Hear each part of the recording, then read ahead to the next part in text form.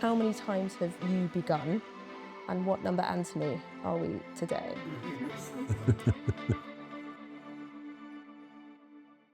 Welcome, everyone, and thank you for joining this Mishcon Academy session. It's so good to see all of you. Anthony was pleasantly surprised to see so many faces in the room. This is part of a series of online videos, podcasts and events looking at the biggest issues facing businesses and individuals today. I'm Catherine Rogerson. I'm a fraud lawyer here at Mishcon, and I am delighted to be speaking to our very own Anthony Julius here today. Well, it feels a little bit as though I'm about to introduce Sir Alex Ferguson at Old Trafford, but nonetheless, can we give a hearty welcome to Professor Anthony Julius?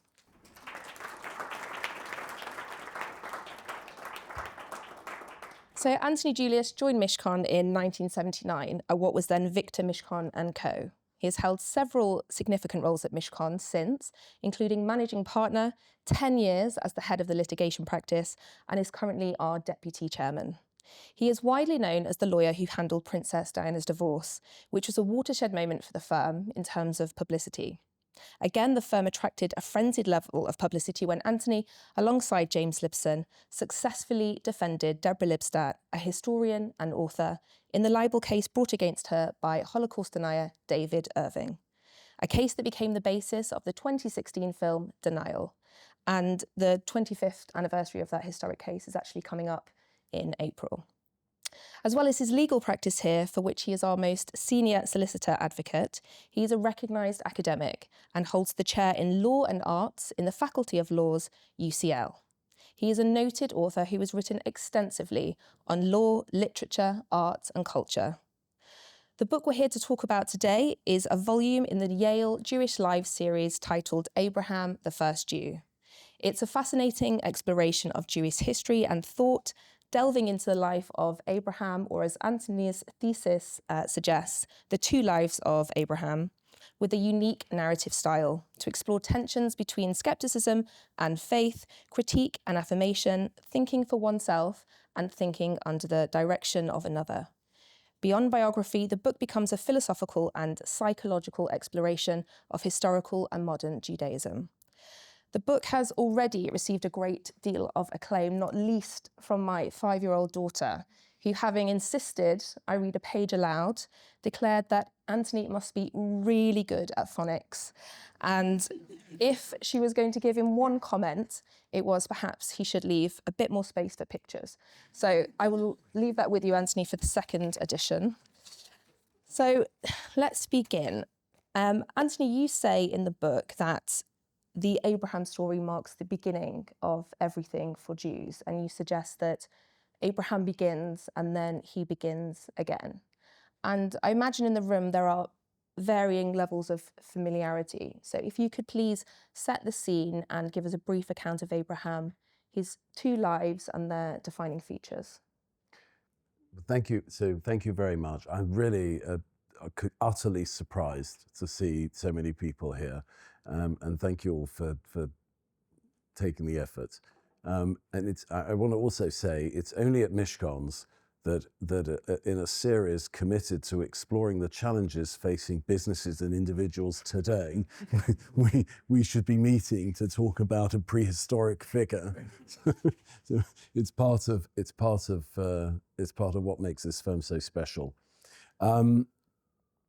So let me do two things. Let me just introduce those of you who don't know him so well, the character of Abraham, and then I'll talk a little bit about my take on this person. Abraham is a foundational figure in the three monotheistic faiths. My perspective is the Jewish perspective, so I don't write about him.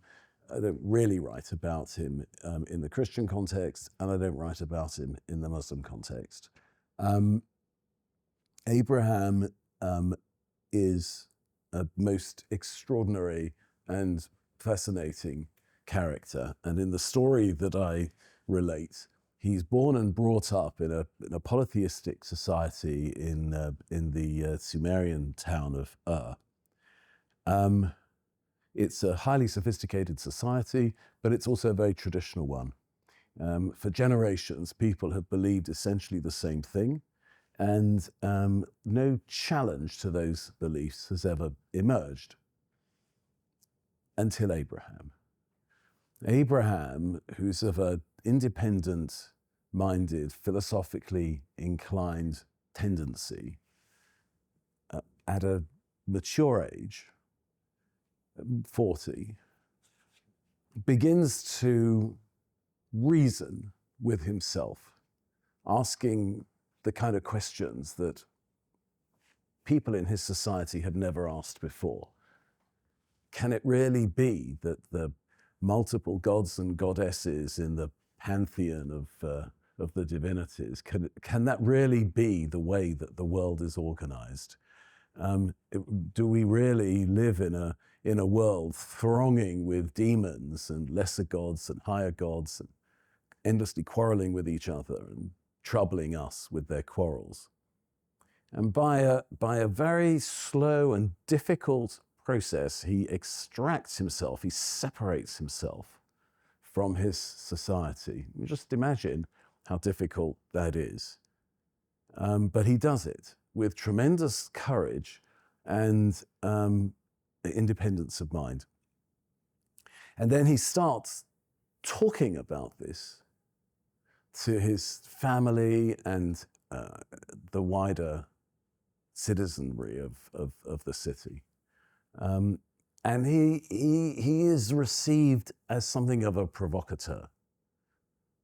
He gets into scraps with people, and more than anyone else, with his father, who is fully invested in the traditional way of things, as fathers typically are to sons at any rate, and is, in the kind of language of the Bible, is an idol worshipper.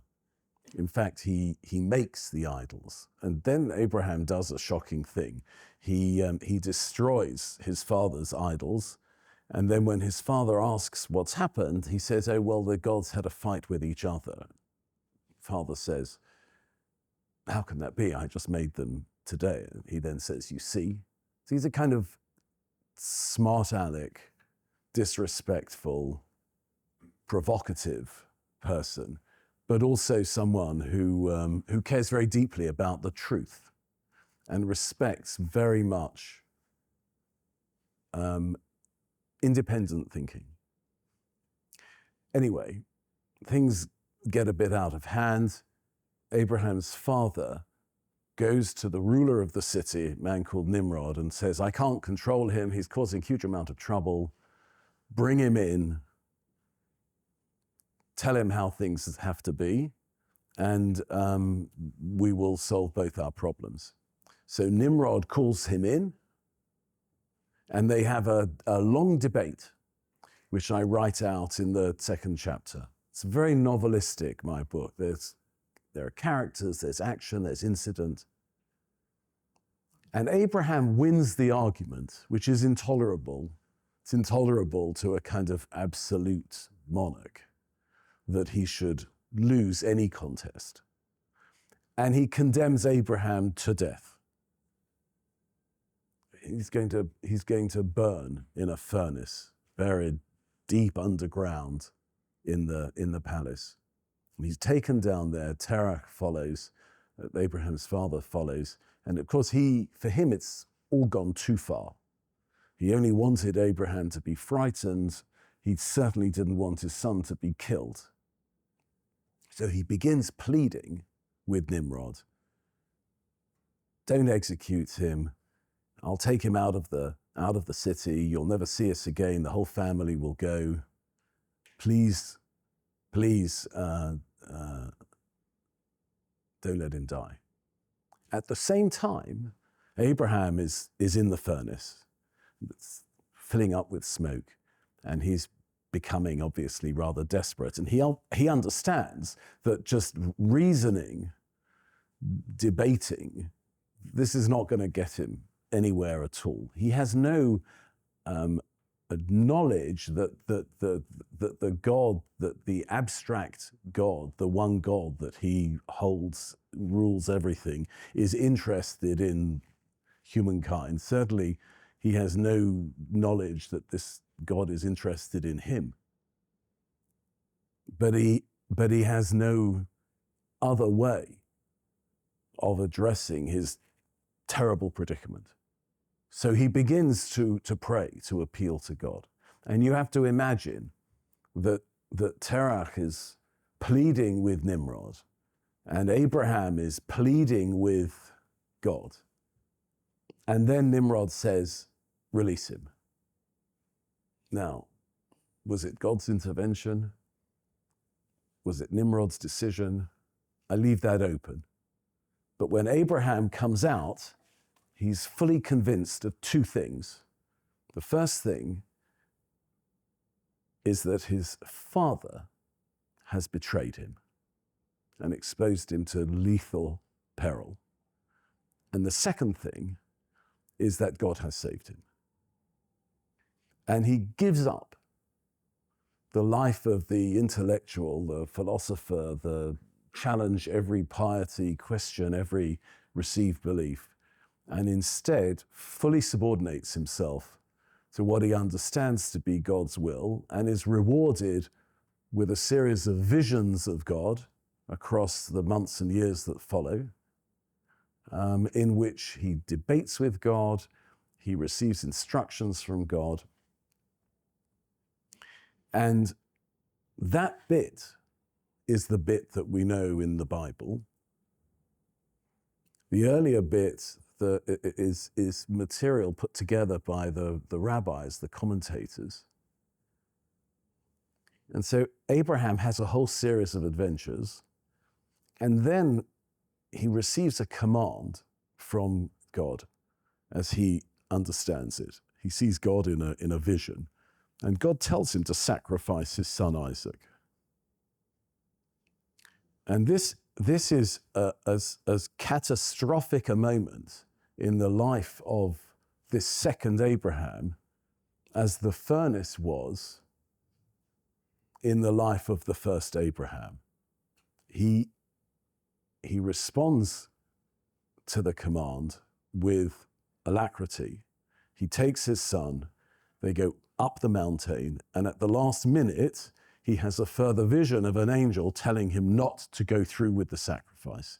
But at that point, everything that he has created, his relationship with God, his relationship with his son, his relationship with his wife Sarah, all of this collapses. He has no further visions of God. He has no further contact with his son, and his wife dies. So it's a pretty sad story. Abraham 1 dies in the furnace, is reborn as Abraham 2, but Abraham 2's own life comes to a collapsing end on the mountain. So that's the story that I tell. Perhaps I should pause there for a question. But I mean, perhaps. I've got a few. That was a very good leveler, thank you. I think we might all be on the same page now. So rumour has it, Anthony, that the Yale University Press approached you to write a book about a Jewish judge, and you countered with any classic lawyer would do, you countered with a proposal that you write a book about Abraham. And my question is why? What is it about this man and this story that affected you and still affects you such that you wanted to biographize him? Well, I think in the traditional Mishcon way, if someone makes you an offer that you don't want, you make a counter proposal. You don't take what's offered if it doesn't suit your purposes. So I was asked to write the biography of Brandeis, the first Jewish Supreme Court judge.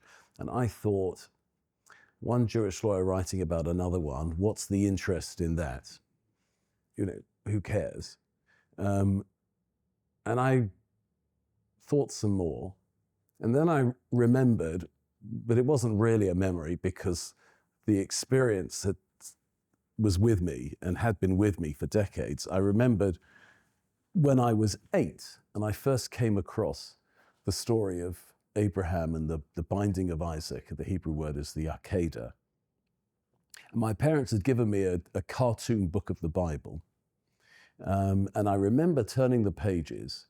In fact, I did an event the other day to an audience of people of my kind of age, and 2 or 3 people came up to me afterwards and said, "We also read that book."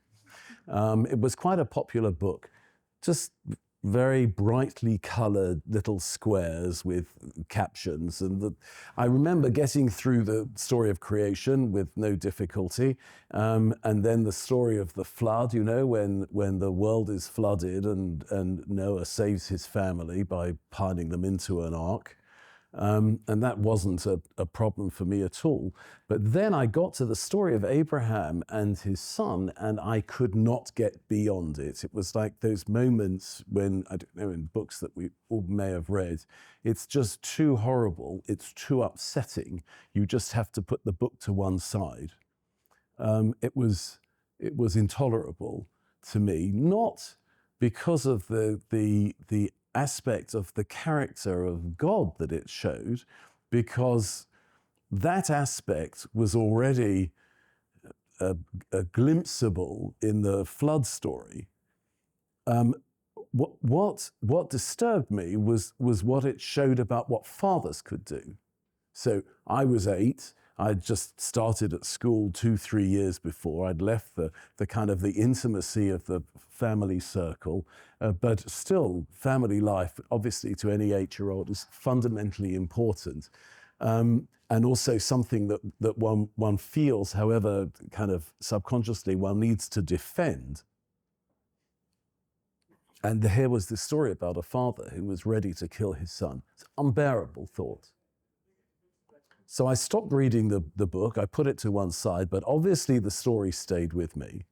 And after a few weeks of pondering what I might counter-offer Yale, I thought, you want me to write about Brandeis? I counter with Abraham. And to my surprise, Steve Zipperstein, the general editor of the series, said, okay. So then I got down to it and I spent 2 years writing, and here it is. If you don't ask, you don't get. If you don't ask, you don't get. Yes, write that down. In the book, Anthony, you describe the lives of Abraham 1 and Abraham 2 as being punctuated by crisis. So the furnace is the first crisis for Abraham 1, and then the second crisis for Abraham 2 is the binding of Isaac, the Akedah. And the furnace becomes a challenge to reason in the same way that the Akedah becomes a challenge to faith. Can you talk a little bit about that dichotomy and how the two relate to each other? And please feel free to pick up the book if that. Shall I? Maybe I should. Yeah. Maybe I'll read a little bit. Because now I have in my mind the image of your 5-year-old as I'm sitting and reading. There is a little bit of space in the back for pictures, just something there to are think 2 of. Pictures. There's one on the front and there's one on the... She enjoyed them both. On the inside. I'm kind of... but I'm afraid it's all downhill after that. So maybe I'll read the bit about the furnace, and then maybe I'll read the bit about the mountain. I think that's a good idea. Yeah. Okay. Nimrod gave the signal for the pit to be filled. Abraham stood in the furnace. He addressed God, "Please save me." This was his crisis. Nimrod gave the signal to set the wood alight. As Abraham prayed to God, Terach pleaded with Nimrod.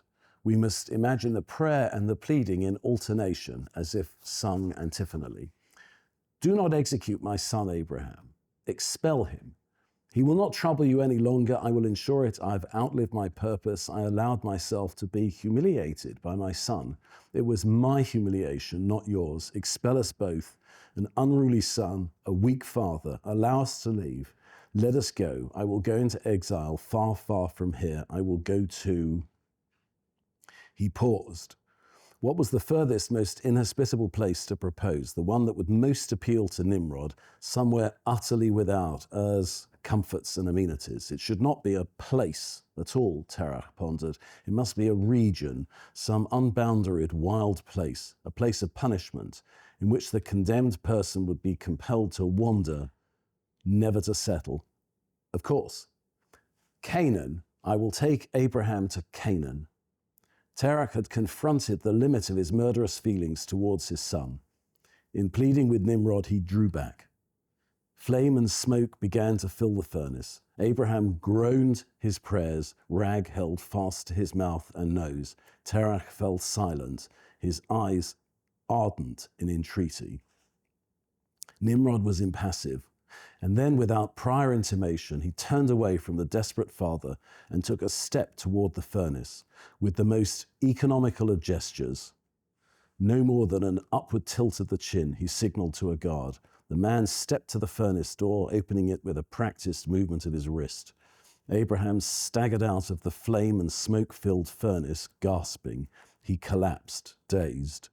As soon as he had revived, still on the floor of the chamber, in the shadow of the heated furnace, Abraham understood with the unchallengeable force of revelation that his release was God's work.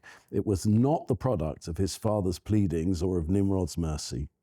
God has shown himself to me. He has taken an interest in my welfare. My father tried to kill me. God has saved me. My father exposed me to Nimrod's malice, but God directed the tyrant's mind towards my release. Abraham was exultant. All dividedness vanished. He was no longer the free reasoner and the provisional monotheist. God now had a determinate, boundaried form. He was powerful, benevolent. He would intervene in human affairs to protect the innocent. All this was now certain. Speculation was at an end. Abraham was his own proof. So that's a kind of moment of triumph out of crisis. But then, if you let me go to the crisis on the mountain, it has a different resolution. So the father and son go up the mountain. They reach the foot of the mountain, more a steep, craggy hill, the summit dimly visible. Abraham tells the attendants that he and Isaac will make their way up to the top and there prostrate themselves in worship. Materials for sacrifice about him. He says nothing about a sacrifice. The men exchange hard glances and turn back to him. Abraham continues, and then we will make our descent, returning to the two of you. These are lies, but no matter. Abraham knows the duty of truth-telling is suspended in the execution of God's command. So the two men wait, and Abraham and Isaac begin their ascent. They carry a knife, a flaming torch, rope, and plenty of wood and kindling material. Isaac has the wood, rough planks, long and short, heavy in his arms. Abraham holds the knife and the torch together in one hand, the torch level with his head, but away from his face. Trudging up the mountain, which has no path, father and son in heavy silence, in the noonday, airless heat, Abraham's gaze is fixed on the peak. Just before they reach it, Isaac speaks, his voice jarring, unwelcome to Abraham. Father, here I am, my son, not breaking his step, treading carefully. Haven't we forgotten something? Light, almost glib, fathers. Abraham doesn't look up. God will show the lamb for a burnt offering, my son. The answer is equivocal. He means, you, my son, are the lamb, but he could mean, my son, we will find our lamb up there on the mountaintop. Abraham's tone is flat, so there's room for interpretation. He's worried that Isaac might bolt if he's told the truth. He was untroubled by his lie to Eliezer and Ishmael, the two young men, but a scruple holds him back from a full-blown lie to Isaac. While the scruple mitigates nothing and is of no benefit to Isaac, it indicates the smallest of anxieties on Abraham's part at this 11th hour moment. They reach the summit, a scrubby, flattish surface, stones and pebbles, brambles and weeds, grit underfoot. Abraham begins to erect his makeshift altar, a low table-like structure made of wood and stones. Isaac looks around him. No lamb. He's puzzled. And then he stops being puzzled. My father is going to kill me. I'm the sacrifice. He is seized by an overpowering fear and a violent trembling. He asks again, "Where is the sacrifice?" And only then does Abraham respond, "It is you." There's a lot written outside the book about the Akedah story and the binding of Isaac. And what you say is that it shouldn't be retold as a test that he has triumphantly passed. What is so, and you talked about catastrophe earlier, what is it, why is that catastrophic dimension so crucial in the second Abraham? And why is it so crucial to our understanding of Abraham and beyond? Well, I suppose it comes in the deepest sense within me, it comes from a real dislike of anything which is consolatory, anything which is intended to cheer me up.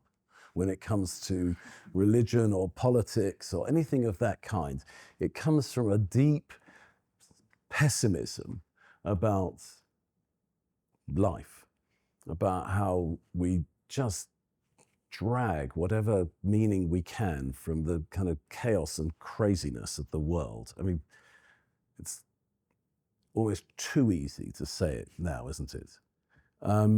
So I think that religion, faith, if it doesn't fully expose you to all that craziness and horror and madness and chaos, if it tries to tie it up in a pretty bow and tell you that it'll all be fine, then it's treating you like an adult. But if it does do that, if it does represent, if it does say to you, patting you on the head, so to speak, there, it will all be fine, then I think it sold us short. So I wanted to release the catastrophic dimension in the story that has been essentially hidden by generations of interpreters. It doesn't end well. It's not a happy story. There is a huge amount of unaddressed suffering, and that's life. That's a famous song, Anthony. Maybe I can only get away with saying it at lunchtime because if it was later on in the day, people would just go home and think. But you've got the whole afternoon to kind of cheer up. Okay. We'll all gather together after this talk and see what we can do. So following on from that, after Abraham 1, after that crisis, there's a new beginning. There's a new understanding of God. And then we get to Abraham 2 and there's a crisis. And there's no new beginning here. There's no Abraham 3. There's no Abraham 3. Stay tuned. And I think it's a really interesting new shape of narrative, because you have your classic tragic story, which is kind of linear and normally ends in death. I'm thinking, Lear, Hamlet. You have your comedic arc, which is cyclical and ends in rebirth or marriage. And what you have here is vacillation between one dichotomy and the next, Abraham 1 and Abraham 2, and you never really reach a resolution. You kind of just exist in this space. Yes, because I think that's the way life is. I just think we lurch from one position to another, backwards and forwards, like kind of drunken sailors. And it's not just a matter of religion or politics, it's also in our relationships, isn't it? I mean, our closest relationships, sometimes we think this person is absolutely intolerable, and other times we think this person is the only person and life couldn't be imagined without him or her. And it's not as if we reach some equilibrium between the two. It's not as if we get to some point where we think, this is where we've landed, this is where we're going to stay. You just veer madly from one side to the other, loathing, adoration, utter identification, intense dislike. But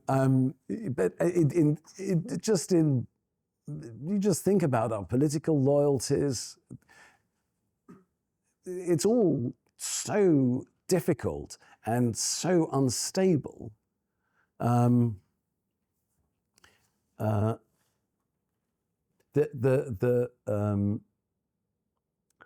Latin poet says, "Odi et amo," I hate and I love, and that was in my mind when I was writing this book. How can you render a life which is one of such extremes without going for some pat resolution?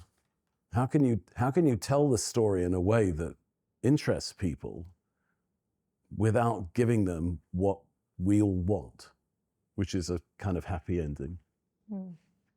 Reminds me of Proust, and he says we suffer, therefore we think. Yes, we suffer and therefore we think, yes. Is there something mythic about, a mythic quality about this story, and myth not in the sense that it never happened, but that it happens again and again and again?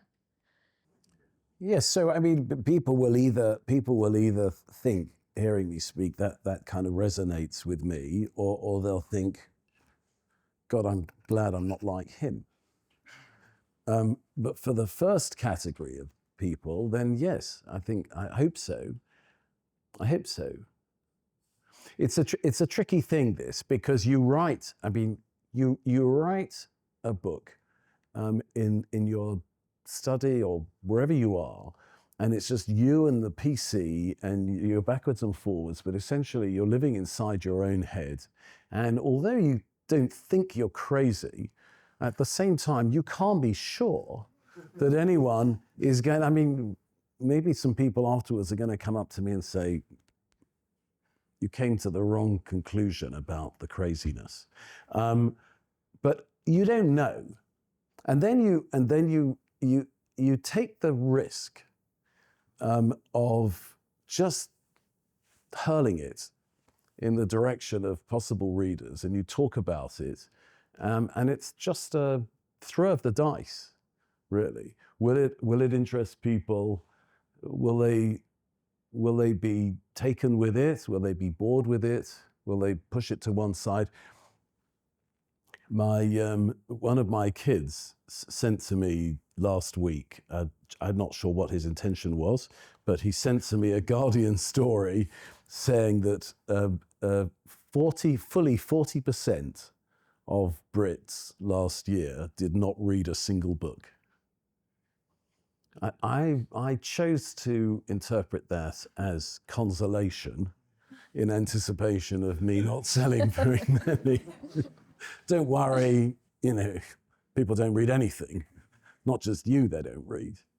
So it does feel like a kind of slightly wild, eccentric investment of time.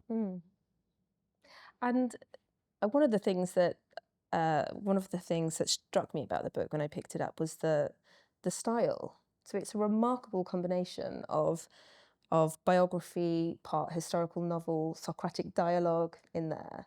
And in a way, it defies categorization. Perhaps that echoes the subject matter of your book. But tell us about that style, and how did you end up writing the book this way? Well, I've always recoiled from the thought that I may be repeating myself, that I may find myself doing again and again what I've already done. So I have this kind of horror of repetition. And I'd written a number of books, which are books written in one voice. And I thought, let me not do that again. Let me try something different.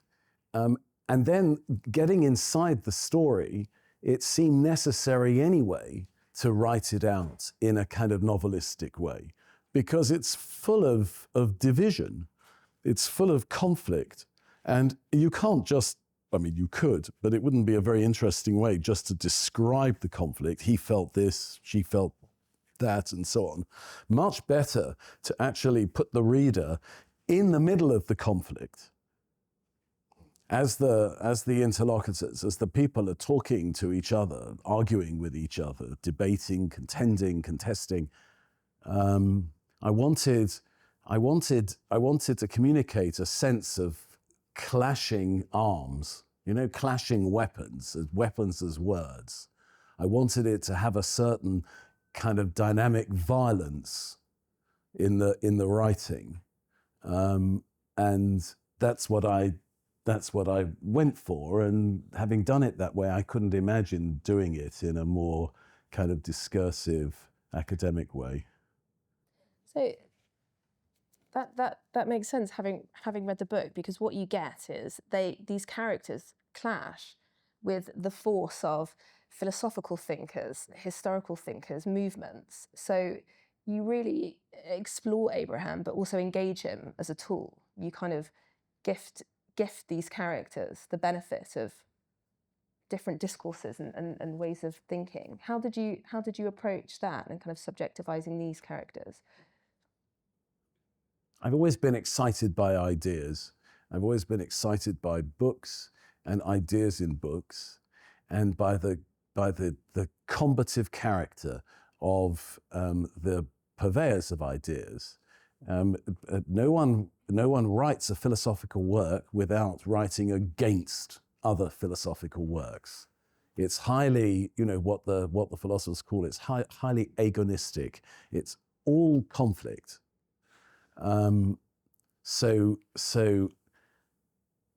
the question is, do you care about chronology? Does it really matter if Abraham was active in 2,000 years before the Common Era, and some of the other people I've invited to this battlefield were around somewhat more recently? Well, I'm not writing a kind of series of biographies. What matters is the vibrancy of their ideas, and those ideas have a kind of trans-historical or even atemporal existence. So I imagine a kind of ideal world in which time is suspended, and the only reality are the arguments themselves. A bit like those questions that maybe some of you trainees were asked when you interviewed here, if you could have 3 people to your ideal dinner party, that kind of thing. This was my idea. I invited many people to an ideal dinner party to just talk about Abraham, and I staged the conversation. I'm going to ask one final question, I think. So please think of your questions. I haven't cleared this with Anthony yet, but I'm sure that you can ask anything. Of course. Within reason, brackets, or faith. So my final question is, you differentiate in the book between origins and beginnings. Origins are something passive, and beginnings are something active, and you say that we can work towards beginnings or beginnings. And true to your book, you're probably left vacillating between Abraham 1 and 2.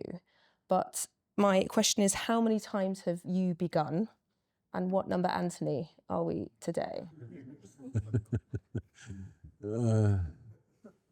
Well, you see, I used to go to my grandma for tea when I was a kid, and she would lay out a table heaving with food, and well after I had eaten more than I could manage, but when I was still fully committed to finishing everything on the table, I would say to her, "Grandma,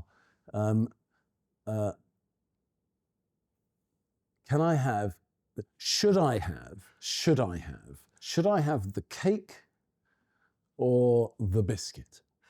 And she would say to me, Yiddish, "Bubala nehmt zwei," darling, take both of them. Why choose?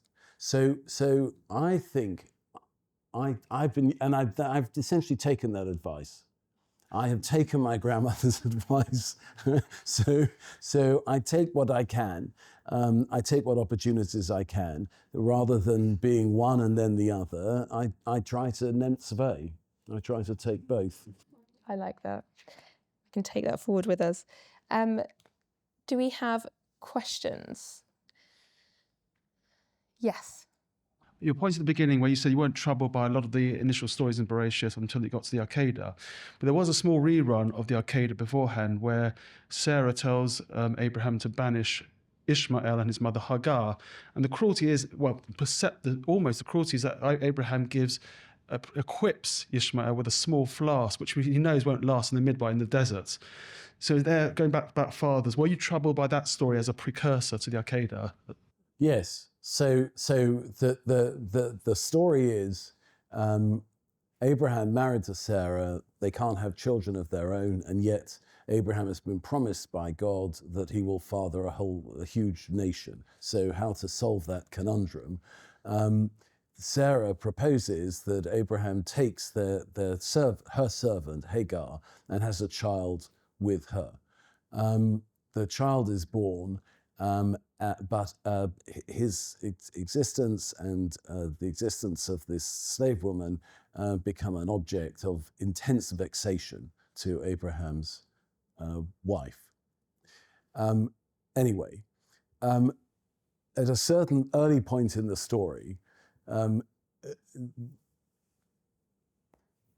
Sarah says, "Throw her out of the house." And Abraham doesn't want to do that, and he goes and begins to reason with Sarah. And then he has a vision, and God tells him that he should follow Sarah's instructions because she's the superior prophet. She knows. Of course, in terms of dysfunctionality of family life, Abraham kind of takes the biscuit and the cake. But we haven't talked about, and how can we, because there's too much really, I think, to say, but we haven't talked about the relationship between Abraham and Sarah, which is I wanted to, among other things, write a story about the collapse of a marriage. And I had in my mind all the kind of great 19th century novels, which are, Madame Bovary and Anna Karenina and so on, novels of collapsed marriages. The marriage of Abraham and Sarah, which begins with such promise and such equality, ends in such alienated despair. And that's one of the episodes that leads to the alienation.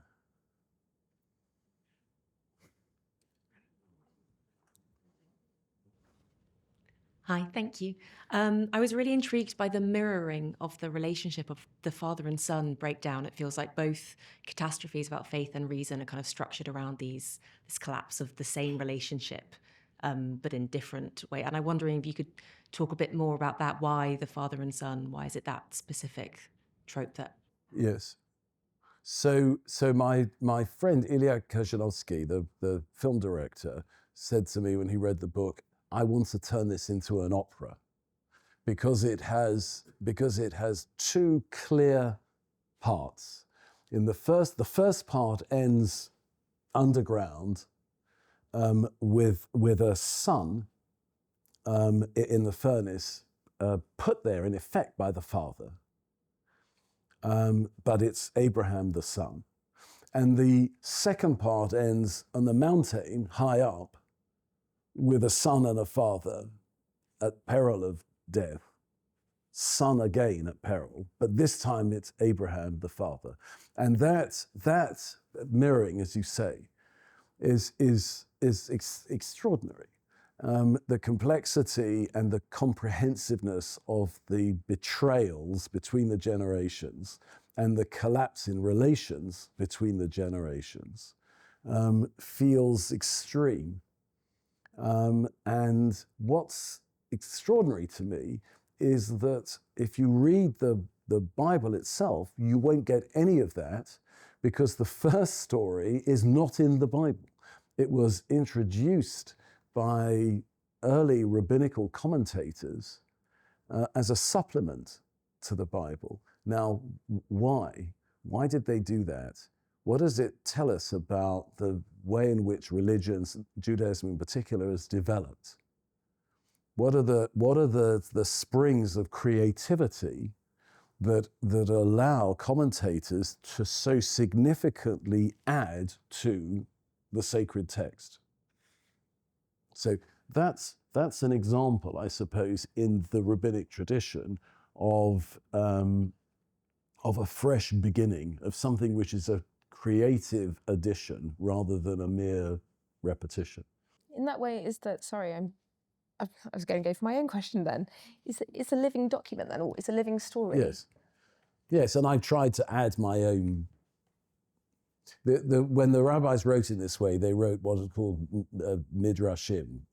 A midrash is a story which is both an interpretation of scripture and also an addition to scripture, and an addition as an interpretation. This is itself a kind of midrash. Midrash and a midrash. Yes. Do you have a question online? There's an online question from Mark Lewis.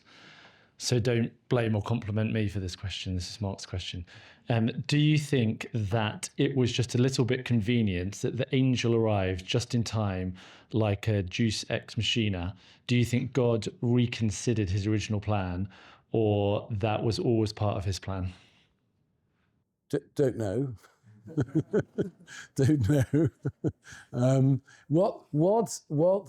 What interested me, again, just going back to the mirroring, what interested me is that, in one sense, the person at risk of death is sacrificed, as we say, in the nick of time, but in another sense, it doesn't matter because the damage has already been done. So I suppose a thought experiment in which a father is told, take your son into this room, here is a revolver, shoot him. And the father walks into the room with the son, levels the revolver at the son, and just before he pulls the trigger, the third person comes in and says, stop. Can anyone doubt that the relationship between father and son has already come to an end? Absurd to think that because there isn't an expressly lethal outcome, that the relationship itself hasn't been killed. I have a question. You mentioned that you prefer the outlook on life to be pessimistic. Can I make the story even more pessimistic? See what you think. The way I see it is because Abraham doesn't argue at all with God when he says to him, go and sacrifice his son, because he could have said to him, how can I? You are against human sacrifice. In fact, he had been teaching people that his God is much kinder than the other gods. So I'm saying Abraham said to himself, I see these people sacrificing their own children to their gods. What a loyalty they have. Do I have that loyalty? If God asked me, would I pass? And that's when God asks him. Because Abraham doesn't even argue at all. It's as if he wanted it, and Hashem said, and God said, you know something, Abraham? I'm going to test you. And let's see if you pass. What do you think? I think it's a reading, and in the book I offer 6 different interpretations of the story, because, you know, why not? Maybe that's the 7th. Well, thank you very much. Thank you for attending this session, and thank you to Anthony for spending today with us. And I am reliably informed that if you want a book signed, then Anthony will be. If I haven't, you know, put you off, if when the door opens, people don't just make a crazy dash No, from maybe you can, with a little chucking the uplifting book message behind them as they leave, then I'd be glad to. Have a good day. Yeah. Best wishes. Yes. Yes. Can we please say thank you to Anthony again for today?